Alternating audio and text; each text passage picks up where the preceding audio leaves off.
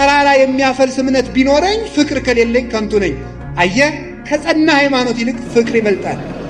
የሚወዷችሁን ሰዎች ብቻ ብትወዱ እንዴት ምስጋና ይኖራችኋል? ኃጢአተኞችም እንኳን የሚወዷቸውን ይወዳሉ። ሃይማኖት ኑሮ ፍቅር ከሌለ በሃይማኖቱ አትድንበትም። ፍቅር ከሰማዕትነትም ይበልጣል። ጠላቶቻችሁን ውደዱ፣ መልካምም አድርጉላቸው። ወመኒ ወሀብኩ ኩሎ ሥጋዬ ለእውየተ እሳት።